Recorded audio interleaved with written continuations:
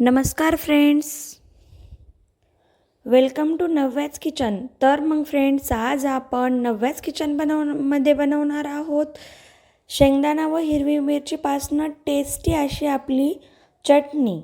तुम्ही आजपर्यंत शेंगदाणा आणि लाल मिरचीपासून चटणी खाल्ली असेल, पण ही चटणी तुम्ही खाल्लेली नसेल. तर चला मग आज आपण पाहूयात की ही हिरवी मिरची शेंगदाणा चटणी कशी बनवायची व त्यासाठी काय काय लागते.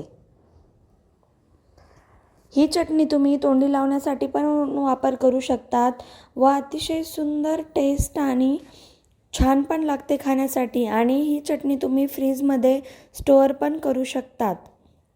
तर चला मग फ्रेंड्स, आपण पाहूया ही शेंगदाणा हिरवी मिरची चटणी कशी बनवायची व ती चटणी बनवण्यासाठी काय काय साहित्य लागते व ती बनवण्याची पद्धत काय आहे तर पाहूयात.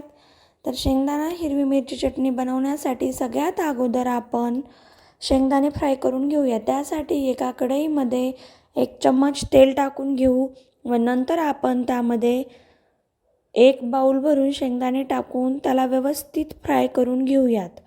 आपण जेवढे सुंदर शेंगदाणे फ्राय करून घेतले तितके आपल्या चटणीची चव वाढते. त्याला व्यवस्थित मध्यम आचेवर फ्राय करून घेणे. 4 ते 5 मिनिटं आपले शेंगदाणे व्यवस्थित परतून घेणे. तुम्ही पाहू शकतात शेंगदाणे परतल्यानंतर किती छान दिसत आहेत, अगदी कुरकुरीत. व 4 ते 5 मिनिटांनंतर शेंगदाणे परतून झाले की गॅसचे बटन बंद करून घेणे व आता आपण हे शेंगदाणे थोडा वेळ हलवून थंड करून घेऊयात. तर तुम्ही पाहू शकतात आपले शेंगदाणे परतून तयार आहेत.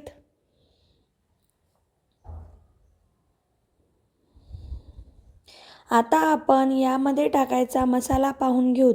मसाल्यामध्ये मी घेतलेल्या आहेत 4-5 हिरव्या मिरच्या, थोड्याशा लसणाच्या पाकळ्या, 1 बाउल शेंगदाणे, 1 चम्मच जिरं, चवीनुसार मीठ आणि थोडीशी हिरवी कोथिंबीर. एवढं साहित्य मी ही चटणी बनवण्यासाठी घेतलेलं आहे. जेवढा आपण लसूण जास्त टाकू तितकं ह्या चटणीला अतिशय सुंदर टेस्ट येते. तर एवढे साहित्य आपल्याला ही चटणी बनवण्यासाठी लागेल. तर मग चला आता आपण या चटणीला मसाला फ्राय करू. त्यासाठी आपण कढईमध्ये 1 चम्मच तेल टाकून घेऊ. नंतर आपण त्यामध्ये आपण घेतलेली हिरवी मिरची टाकून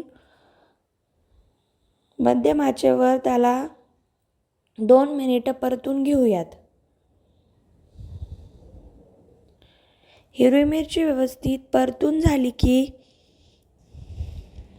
अशा पद्धतीने हिरव्या मिरचीला व्यवस्थित परतून घेणे. तुम्ही पाहू शकतात आपली हिरवी मिरची तयार आहे. नंतर आपण त्यामध्ये जिरं टाकून जिऱ्यालाही व्यवस्थित परतून घेऊयात. जिऱ्यानं पण आपल्या चटणीला मस्त टेस्ट येते. नंतर आपण त्यामध्ये कोथिंबीर घालून कोथिंबीरीलाही परतून घेऊ. हे सर्व व्यवस्थित एकजीव करून घेणे. तुम्ही पाहू शकतात अशा पद्धतीने हे सर्व मसाला एकजीव करून घेणे.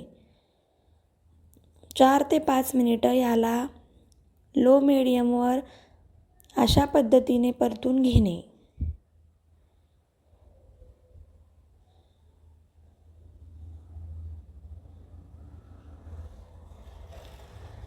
आता आपण त्याला मिक्सी जारमध्ये शेंगदाणे टाकून घेऊयात.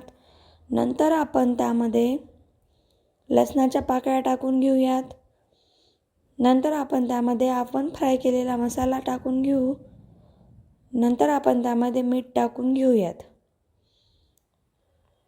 व आता आपण ह्या चटणीला मिक्सीला फिरवून घेऊ. चटणीला अगदी बारीक नाही करायचं. थोडंसं ओबडधोबड केलं की ह्याची चव अजून भन्नाट लागते.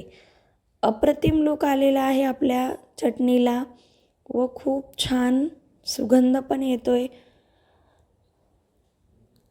तर आपली टेस्टी आणि सुंदर अशी चटणी बनून तयार आहे. तर चला मग आता आपण ही चटणी बाउलमध्ये ट्रान्सफर करून घेऊयात. एक सगळ्यात खास गोष्ट म्हणजे तुम्ही ही चटणी फ्रीजमध्ये स्टोअर करून खाऊ शकता. तोंडी लावण्यासाठी तुम्ही ह्या चटणीचा वापर करू शकतात. तर मग फ्रेंड्स, तुम्ही पाहू शकतात किती सुंदर अशी आपली शेंगदाणा हिरवी मिरची चटणी बनून तयार आहे. अगदी कमी वेळ व सोपी चटणी तुम्ही नक्की ट्राय करा.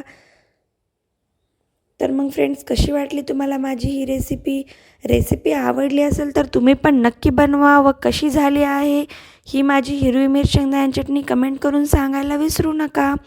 व रेसिपी आवडली असेल तर माझ्या रेसिपीला लाईक, कमेंट, शेअर व माझ्या चॅनलला सबस्क्राईब करायला विसरू नका. व तुम्हाला आणखी अशा वेगवेगळ्या प्रकारच्या चटण्या हव्या असतील तर एकदा माझ्या प्रोफाईलला नक्की व्हिजिट करा. तुम्हाला वेगवेगळ्या प्रकारच्या चटण्या, पापड चटणी, शेंगदाणा, लाल मिरची, जवस चटणी अशा प्रकारच्या चटण्या तुम्हाला माझ्या प्रोफाईलमध्ये नक्की भेटतील. तर एकदा तुम्ही माझ्या प्रोफाईलला नक्की व्हिजिट करा. तुम्हाला वेगवेगळ्या रेसिपी शिकायला भेटतील.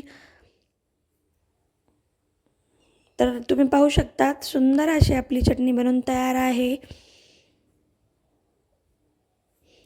आता आपण ही चटणी एका छोट्याशा डब्यामध्ये स्टोअर करून फ्रीजमध्ये ठेवून आपण 15 ते 20 दिवस ह्या टेस्टी चटणीची मजा घेऊयात.